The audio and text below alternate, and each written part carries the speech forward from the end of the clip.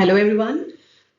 I hope all of you are doing perfectly fine. So here I am with the fourth lecture of Cell HD chapter. So see, these were the competencies in this chapter which I had shown you earlier. The majority of things we have done, the main things, the apoptosis, necrosis, fine, cellular adaptations we are done with. So today we'll be discussing intracellular accumulation in the cells, which are mainly in the form of fats, proteins, carbohydrates, and pigment. Fine. So these are few more. So we shall cover it in next two more lectures. So today our topic is intracellular pigments or intracellular accumulation, you can say. Okay. So intracellular, because pigment is actually a subset which we'll be discussing in subsequent slides. So this is today we are basically discussing intracellular accumulation. Fine. सो सी होता क्या है accumulation या intracellular accumulation sales में कुछ substance बाहर से आके या अंदर से क्यों डिपॉजिट हो जाते हैं so basically they represent your metabolic derangement any abnormal metabolism which is going can lead to accumulation of certain pigments or certain substance inside the cell. Okay, so this can be harmless also, or further it can cause some kind of injury some kind of injurious reaction in the cells, you can say. So these accumulation can be located in cytoplasm within the organelles like lysosomes or your nucleus. Fine. So these are composed of, how can you say what hota kya hai basically ye?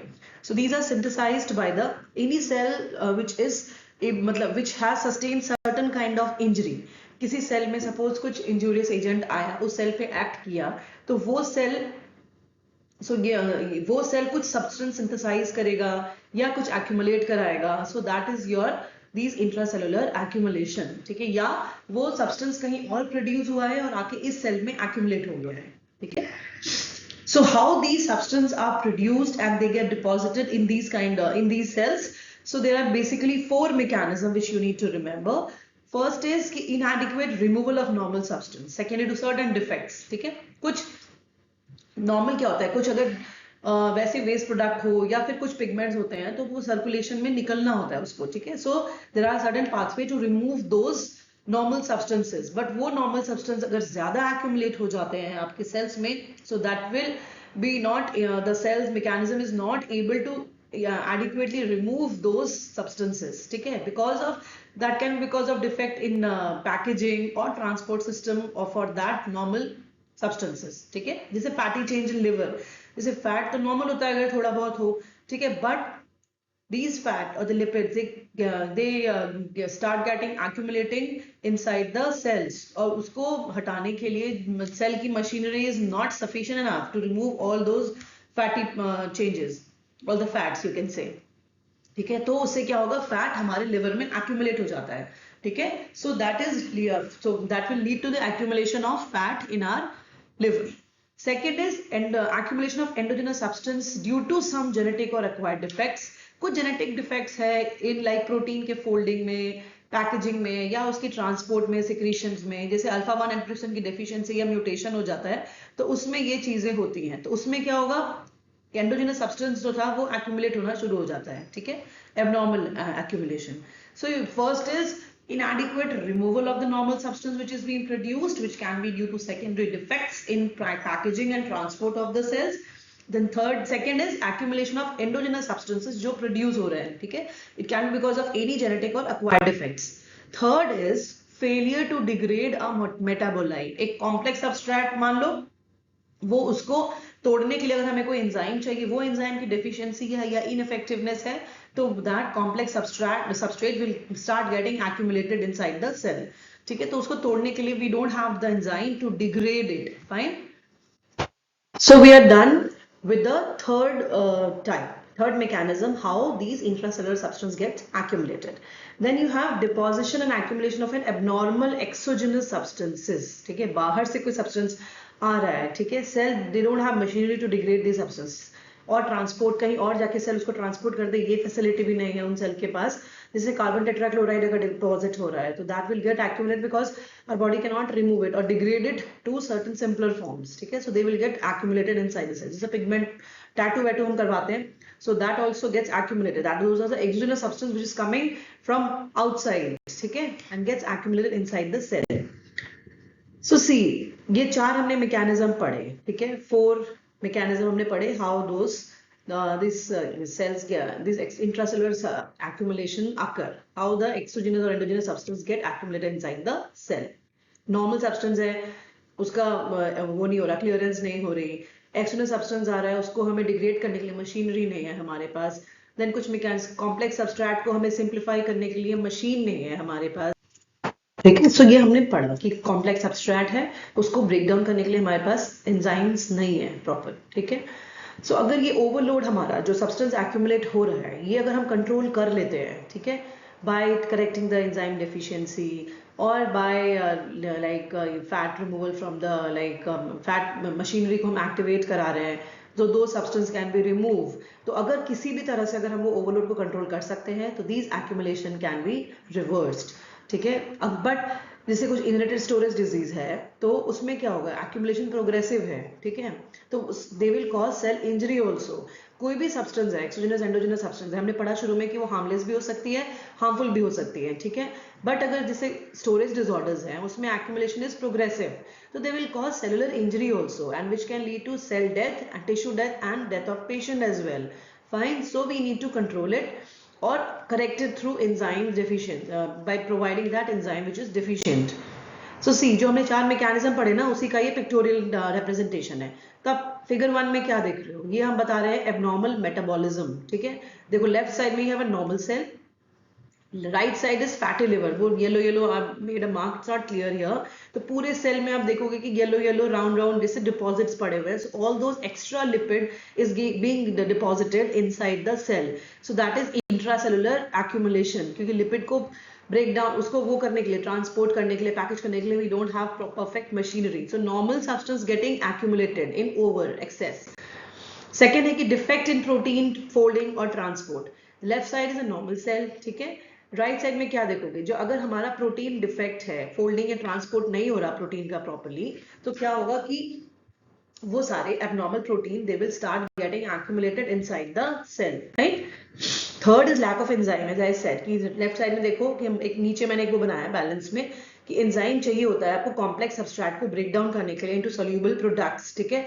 But here if we don't have any particular enzyme which is doing this kind of reaction, तो क्या होगा, ये complex substrate भर जाएगा, ठीक है, intracellular accumulation हो जाएगी सेल्स में. ये आप देख रहे हो राउंड राउंड जो सारे कॉम्प्लेक्स सब्सट्रेट है वो डिपॉजिट हो जाएंगे, क्योंकि वो एंजाइम नहीं है जो इस कॉम्प्लेक्स सब्सट्रेट को सिंप्लीफाई कर सके. So this is lysosomal storage disorder में we can see. So this is accumulation of the endogenous material.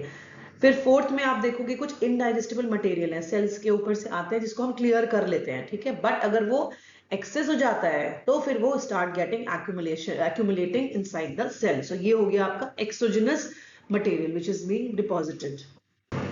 तो बेसिकली हमारे ये चार मैकेनिज्म हो गए, ठीक है, for these intracellular accumulation, how these products are और substance are getting deposited inside our cell, ठीक है. So moving on to specific type, जैसे लिपिड्स है ये, ठीक है. सो लिपिड हमने देखा कि वो सारे सेल्स में एक्यूमुलेट हो सकता है. All major classes of lipids. What are the different types? जैसे लिपिड्स में जब आप लिपिड प्रोफाइल टेस्ट करते हो, what are test you do? Total cholesterol देखते हो, ट्राइग्लिसराइड देखते हो, low density lipoproteins you see, then high density lipids है, ठीक है, then you see very low density lipoproteins. So all those are these come under lipids, ठीक है. So all major classes of lipids can get accumulated inside the cells, ठीक है. Phospholipid जैसे component of myelin figure है वो they are found in necrotic cells, ठीक. Then you have abnormal complexes of lipid and carbohydrate also which get accumulated in the lysosomal storage disorders. जो हमने diagram में देखा था कि एंजाइम डिफिशिएंसी है तो वहां भी कॉम्प्लेक्स सब्सट्रेट डिपॉजिट हो जाते हैं intracellularly. So those are the abnormal complexes of lipids and carbohydrates. So here in lipid, triglyceride and cholesterol, these two products are important which gets commonly deposited inside the cells. Fine. So next fatty, जब liver में जैसे fat आपका deposit हो रहा है तो उसको हम क्या कहते हैं? That is steatosis. That is fatty change. So abnormal accumulation of triglycerides. थोड़ा तो normal होता है. Abnormal accumulation अगर ज्यादा ट्राइग्लिसराइड डिपॉजिट होने लगे within the parenchymal cells and कौन से organ में you see it more commonly? It is seen in liver, ठीक है. वेरी कॉमनली अल्ट्रासाउंड पे यू कैन सी इंप्रेशन आएगा grade 1 फैटी लिवर। तो उसमें क्या हो रहा है, दीज लिवर जो पैरेन्काइमल सेल्स हैं लिवर के हेपाटोसाइट्स, उसमें ये फैट एक्यूमुलेट होना शुरू हो जाता है। And also you can C fat accumulation in other organs like heart, muscle, kidney. Cause क्या क्या हो सकते हैं, सी obesity, that is also an important cause for fatty change, ठीक है, anoxia, diabetes, protein energy malnutrition very common cause, and toxins, ठीक है। तो अब ये सारे हमारे डेवलपिंग कंट्रीज में ज्यादा कॉमन है। In developed country you can C most common cause of significant fatty change होती है लिवर में, that is because of abusive alcohol use, ठीक है। And one is NAFLD. ये क्या होता है, non-alcoholic fatty liver disease. This has been found to be associated with diabetes mellitus and obesity. So you have two important cause, alcohol और non-alcohol होता है। Nowadays non-alcohol fatty liver disease is more common when you compare it with alcohol.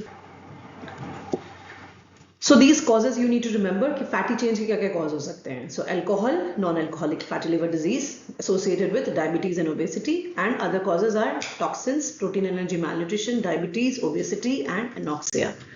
So see, इसमें देखो left and right. Left is a histological image of a normal liver. बीच में जो dilated area है that is a central vein, और जो hepatocytes होते हैं ना वो कॉर्ड लाइक अरेंजमेंट होती है। तो ईच कॉर्ड में you can see number of hepatocytes, these are sheets of hepatocytes arranged in cord like fashion, और उसके बीच बीच में जगह है जो कॉर्ड्स ऑफ हेपाटोसाइट्स के बीच में, those are sinusoids. So this is a normal representation of a liver histology, ठीक है।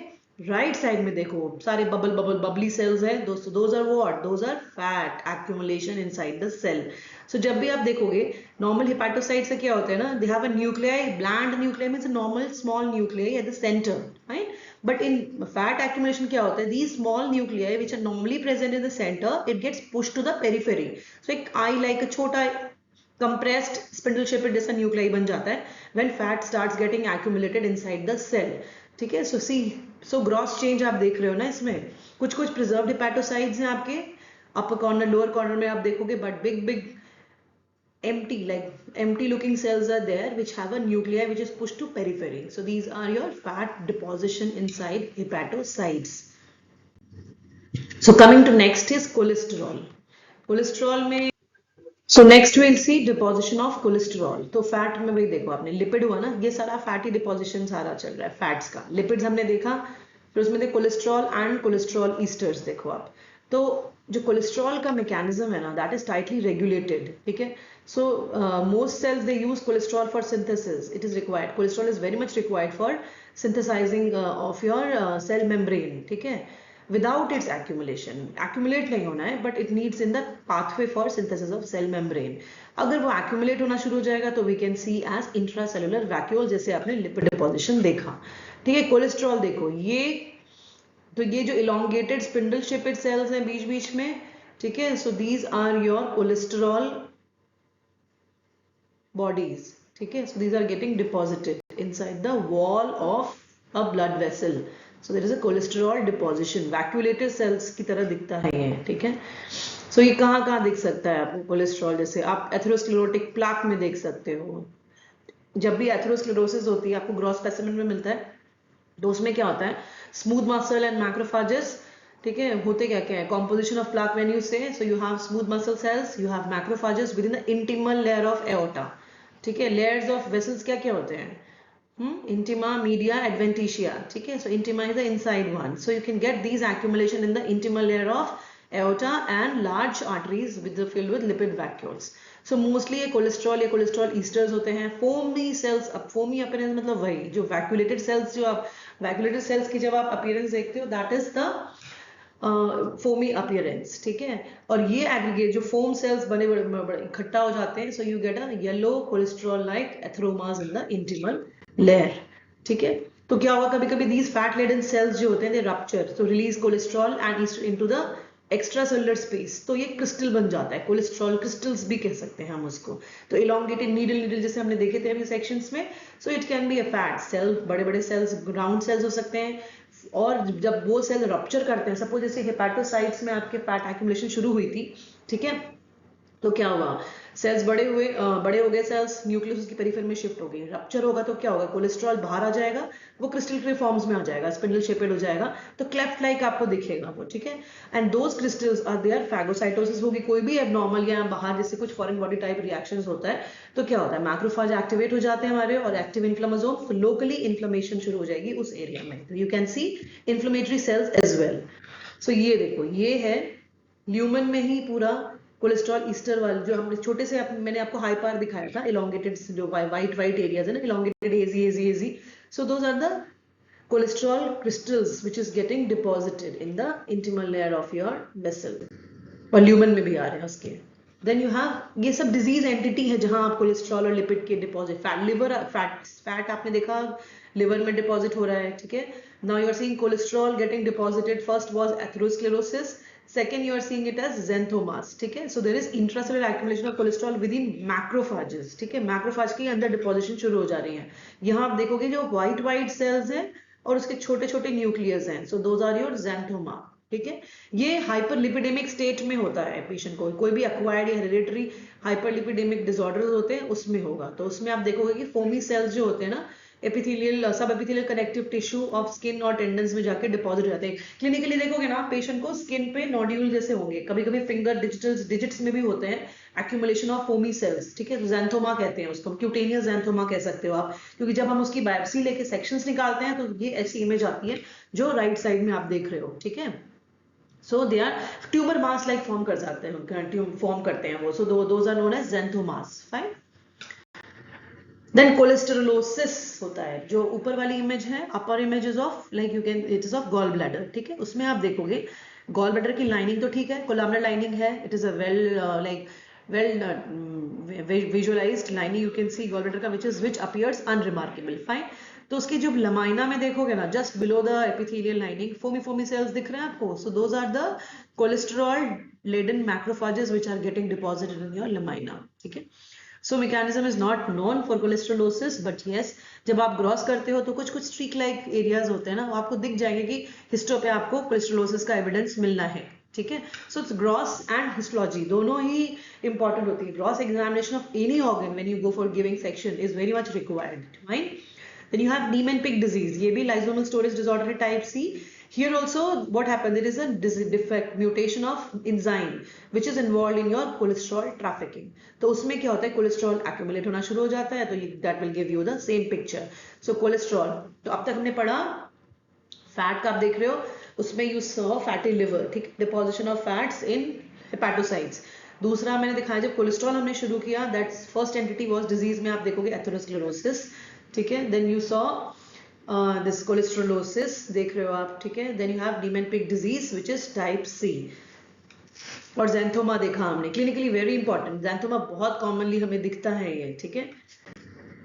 Then now moving on to fat के बाद हम आते हैं, लिपिड फैट्स खत्म हो गए, अब आते हैं हम प्रोटीन्स पे, ठीक है। प्रोटीन कैसे दिखते हैं, ठीक है, these will appear as, these are also intracellular accumulation, you can see it as rounded eosinophilic droplets या vacuoles दिखते हैं, ये eosinophilic मालूम है, dense pink you can say in cytoplasm. So it can, electron microscopy में आप fibrillary, crystalline or amorphous depending on site and type which is being deposited.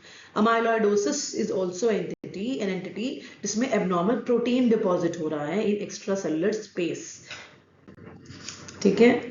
So amyloidosis we'll discuss when we start with our immunity chapter, fine. Then you see, जब आप वो देखोगे renal, जब we'll study kidney, तो kidney में जैसे हमारे 4 areas होते हैं जो हम एग्जामिन करते हैं, you see glomeruli, you see for tubules, you see for vessels and you see for interstitium. ये 4 एरियाज होते हैं जहां we study the pathology of kidney, fine. तो रिजॉर्प्शन ऑफ ड्रॉपलेट, जो प्रॉक्सिमल रीनल ट्यूब्यूल की जो लाइनिंग होती है ना, it's a single line cuboidal to columnar epithelium, तो वो जब धीरे धीरे उसके जो वो निकलने लगते हैं, यू सी रिजॉर्प्शन, मतलब यू कैन से लॉस, ठीक है। So that you see in resorption droplets जैसे दिखने लगेंगे आपको इन प्रॉक्सिमल रीनल ट्यूब्यूल्स, ये रीनल डिजीज में होता है, ठीक है। When there is patient is having proteinuria, loss of protein in urine, ठीक है। नॉर्मली क्या होता है, किडनी स्मॉल अमाउंट जो प्रोटीन का होता है वो फिल्टर हो जाता है थ्रू ग्लोमेरुलाई, ठीक है।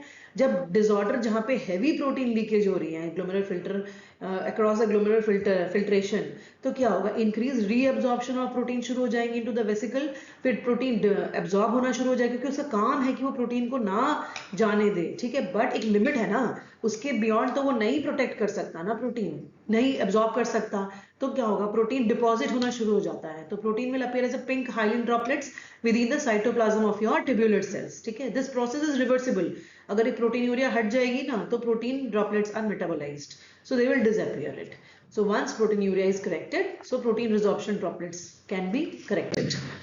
तो ये देखो एक्स्ट्रा प्रोटीन डिपॉजिट हो रहा है, so कैसा दिख रहा है ये फिब्रिलर डार्क पिंक पिंक आप देख रहे हो ना, ये सारे प्रोटीन डिपॉजिशन हो रहा है रीनल टिब्यूल्स में। नॉर्मल जो देखो छोटे छोटे 2 टिब्यूल आपको लोअर साइड में दिख रहे हैं वो नॉर्मल रीनल टिब्यूल्स हैं, जो ऊपर देखो इंक्रीज इन रिजॉर्प्शन ट्यूब वो ड्रॉपलेट्स डार्क पिंक हो गया ये, तो obviously excess of protein is being deposited in the renal tubules.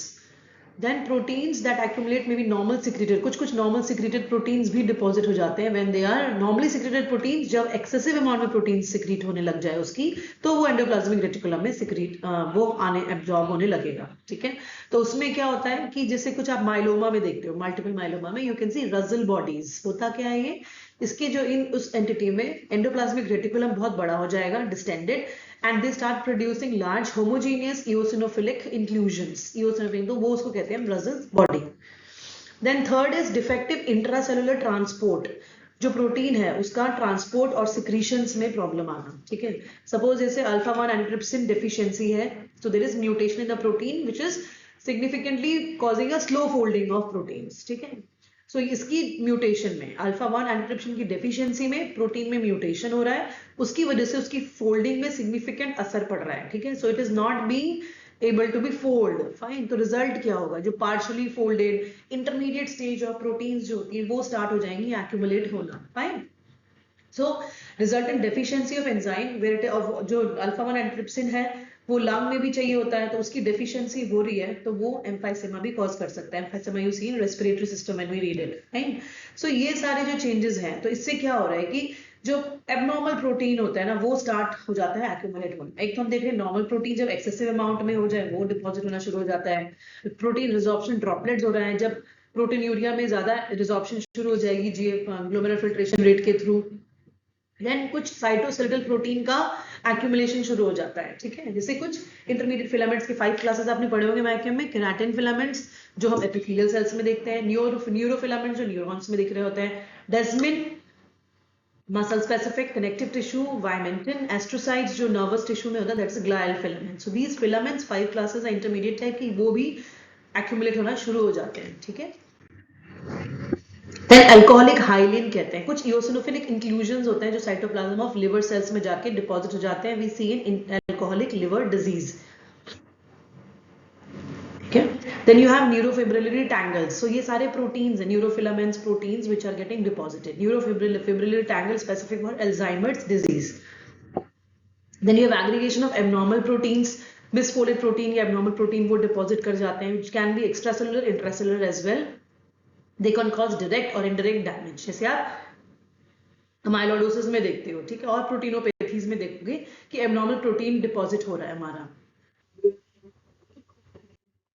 तो now we are done with protein. कुछ हाइलिन चेंजेस होते हैं कुछ सेल्स में या एक्स्ट्रा सेलुलर स्पेस जो होती है ना between the cell, when you see background आप कह सकते हो, उसमें देयर इज अल्टरेशन, ठीक है। उससे क्या होता है ना, hyaline change within the cell भी हो सकता है, but majorly we can see in extracellular region also. उसमें एक होमोजीनियस एक जैसा ग्लासी पिंक अपीयरेंस होता है रूटीन एचनी सेक्शन में। जब हम देखते हैं H is haematoxylin eosin stained section, ठीक है। नॉर्मली एच स्टेन हम यूज करते हैं फॉर नॉर्मल हिस्टोलॉजी सेक्शंस, ठीक है। ये डिस्क्रिप्टिव टर्म है rather than specific marker for cell injury नहीं है। हाइलिन चेंज मतलब कोई डिजीज एग्जैक्ट पैथोजेनेसिस हम पैथोलॉजी नहीं डिस्क्राइब कर सकते, this is an associated entity, कुछ चेंज, जैसे कुछ मैलिग्नेंसी है उस सेक्शन में आप देखोगे कुछ हाइलिन चेंजेस आ रहे हैं बैकग्राउंड साइटोप्लाज्म के जो बैकग्राउंड है, ठीक है, एक्स्ट्रासेलुलर स्पेस में। कुछ लॉन्ग स्टैंडिंग केसेस में हाइलिन चेंजेस आ जाते हैं, तो ये होता है basically because of various alterations and it does not represent a specific pattern of accumulation. जैसे आप कह रहे हो ना कि पिगमेंट आ रहा है यहाँ पे वैसे आ रहा है, तो this is a hyaline change is non specific change.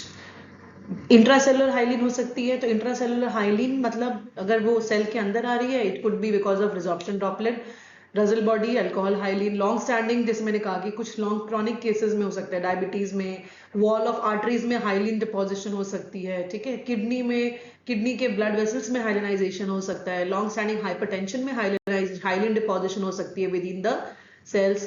Then ये होता क्यों है? Extravasated plasma protein and deposition of basement membrane material, ये सारा आपके एक्स्ट्रा सेलुलर या इंट्रासेलुलर डिपॉजिट होना शुरू हो जाता है दिस, ठीक है. And then you have glycogen, this is also you can say excessive intracellular deposit of glycogen. हम देखते हैं अगर कुछ ग्लूकोज या ग्लाइकोजन मेटाबॉलिज्म अगर डिसऑर्डर होता है पेशेंट को, उन पेशेंट में you see it as excessive intracellular deposition.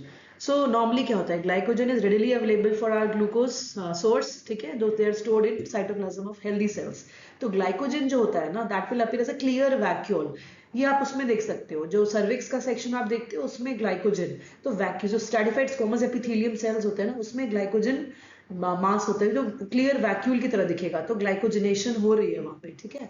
सो वो वैक्यूल की तरह क्यों दिखता है? कि जब हम फिक्स करते हैं ना सेक्शन, तो सपोज सर्विक्स से भी सेक्शन जब आप फिक्स करोगे ना, तो ग्लाइकोजन डिसॉल्व हो जाती है, तो ग्लाइकोजन चला जाएगा, तो वो आपको वैक्यूल वैक्यूल जैसा दिखाई देता है, ठीक है. बट अगर कुछ डिसऑर्डर है, ठीक है, तो ग्लाइकोजन ज्यादा आने लगेगा, तो ग्लाइकोजन डिसऑर्डर स्टोरेज डिसऑर्डर्स में या ग्लाइकोजेनेसिस में, तो glycogen they will start accumulating within the selected cells जहां पे जेनेटिक डिसऑर्डर हो रहे हैं, ठीक है. एंजाइमेटिक डिफेक्ट्स होता है इन सिंथेसिस और ब्रेकडाउन ऑफ ग्लाइकोजन, तो क्या होगा, ग्लाइकोजन का मेटाबॉलिज्म पे बेसिकली अफेक्ट हो रहा है, तो ग्लाइकोजन विल स्टार्ट एक्यूमुलेटिंग, और ज्यादा एक्यूमुलेशन हो जाएगी, massive accumulation, so that will cause your cell injury and cell death. Now we are coming to the important part, that is pigment भी होता है, ठीक है. तो colored substance है pigment, जैसे नाम सजेस्ट कर रहे हो, इसमें हमारे endogenous pigment भी होते हैं जो सेल्स में डिपॉजिट हो सकते हैं, या we have exogenous pigment in the form of tattoo. तो जैसे मेलानिन नॉर्मली प्रेजेंट होता है ना स्किन में, मेलानिन, तो वो क्या होता है, कुछ जैसे मेलानोमा एक स्किन मैलिग्नेंसी है, तो उसमें क्या होता है, excessive of melanin start getting deposited in the cells, ठीक है, डर्मल टिश्यू में, तो दैट इज योर मेलानोमा में मेलानिन जो पिगमेंट नॉर्मली थोड़ा प्रेजेंट होना था, that is getting extra deposited, over deposited in those cells, ठीक है. So those are your endogenous pigment. Exogenous है जो बाहर से आ रहा है, ठीक है, pigment in the form of tattoo. तो एक्सोजेनस और क्या हो सकता है, टैटू है, देन कार्बन और कोल डस्ट, ठीक है, जो भी एयर पोल्यूटेंट है specially in the urban areas you can see. So वो क्या होता है, जब हमने इनहेल किया वो कार्बन डस्ट, ठीक है, वो उसको हटाने के लिए और मैक्रोफाजेस जो होते हैं within the alveoli of the lung, they will get activated, so they will transport those pigment और coal dust through lymphatic channel to lymph node in tracheobronchial region. वहां जाके क्या करेगा, accumulation of this pigment will blacken the tissue in the lungs, anthracosis कहते हैं उसको, ठीक है. जब जिस coal dust will get deposited in lung, तो उसको कहते हैं एंथ्राकोसिस. और अगर वो जाके लिम्फ नोड में भी थ्रू लिम्फेटिक चैनल डिपॉजिट कर सकता है ये पिगमेंट, जो कार्बन और coal dust you can say. Then coal worker pneumoconiosis entity होती है, सीरियस लंग डिसऑर्डर है ये. जो कोल माइनर्स होते हैं उनमें क्या होता है, कार्बन डस्ट जो होता है ना, वो एग्रीगेट फॉर्म में इकट्ठा हो जाता है और एक रिएक्शन करा देता है, फाइब्रोब्लास्टिक रिएक्शन, और even emphysema can be seen in those patients, ठीक है.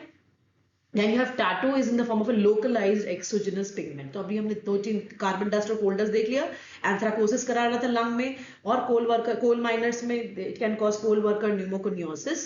देन टैटू एक्सोजेनस पिगमेंट है, लोकलाइज्ड, जहां मैंने टैटू कराया है वहीं जाके पिगमेंट डिपॉजिट होता है, ठीक है. एंड दीज पिगमेंट जो टैटू वाला, they will do not usually cause any inflammatory response, and pigments जो इनोकुलेट हो रहे हैं उसको ईट अप करने के लिए the dermal macrophages will come up. Then you have endogenous pigment, exogenous हो गया, then you have endogenous.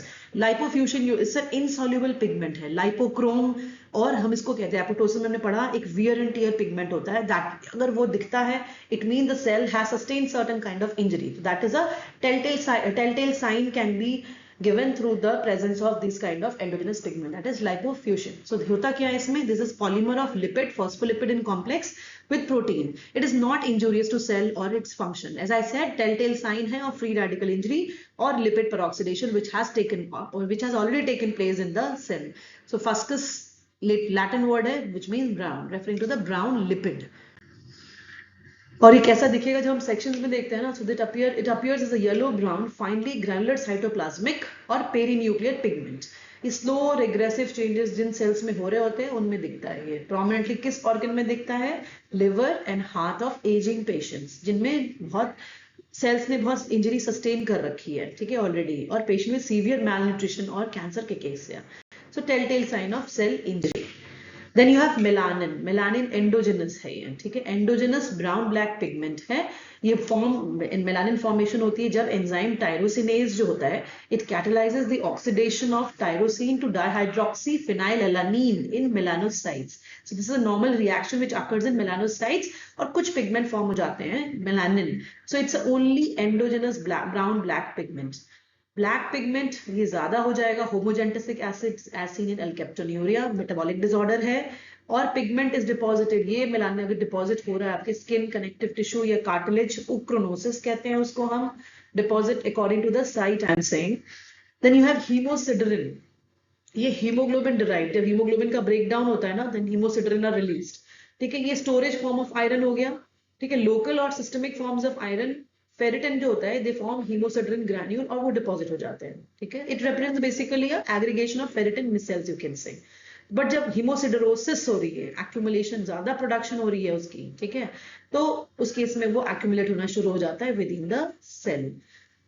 जो लोकलाइज्ड हीमोसिडरोसिस, जब कब आप चोट लगती है तो हल्का ब्रूई जैसा हो जाता है ना, थोड़ा गोल्डन ब्राउन और ब्राउन ग्रीन ऐसे रंग कलर आ जाते हैं. That is because of a local haemosiderosis, breakdown of the haemoglobin and deposition of haemosiderin. फिर ऑर्गन में सिस्टमिक हीमोसिडरोसिस, लाइक जब सिस्टमिक आयरन ओवरलोड हो जाता है बॉडी में, तो हीमोसिडरिन डिपोजिशन शुरू हो जाती है ऑर्गन्स और टिश्यू में जाके, दैट इज हीमोसिडरोसिस. तो मेन कॉज क्या होता है उसका, या तो डाइटरी इंक्रीज एब्जॉर्प्शन हो रही है जो हम आयरन ले रहे हैं उसका, because of any inborn error of metabolism, ठीक है, हीमोक्रोमैटोसिस. फिर या तो आरबीसी बहुत ज्यादा आरबीसी की बहुत लाइसिस हो रही है हेमोलिटिक अनीमिया में, जैसे ब्रेकडाउन होता है आरबीसी का, या एक्सोजन पेशेंट जो हो रहा है, थैलेसीमिया पेशेंट का एग्जांपल ले लो जिसमें रिपीटेड ब्लड ट्रांसफ्यूजन हो रही है ना, उसमें भी एक्सेसिव एक्सोजिनस आयरन ओवरलोड होना शुरू हो जाता है, ठीक है. उस केस में हीमोसिडरिन डिपोजिशन शुरू हो जाएगी. So these were the intracellular pigments in short which I have described today, जिसमें हमने देखा कि फैट, लिपिड, प्रोटीन्स, ठीक है, हाइलिन, ग्लाइकोजन, ये सारे deposition. Then we read about pigments which could be endogenous, exogenous pigments होते हैं. So it can usually comes as short note in exam, you can say, या तो आपके पिगमेंट शॉर्ट नोट आ सकते हैं, या फिर intracellular accumulation as a whole can come as a short note.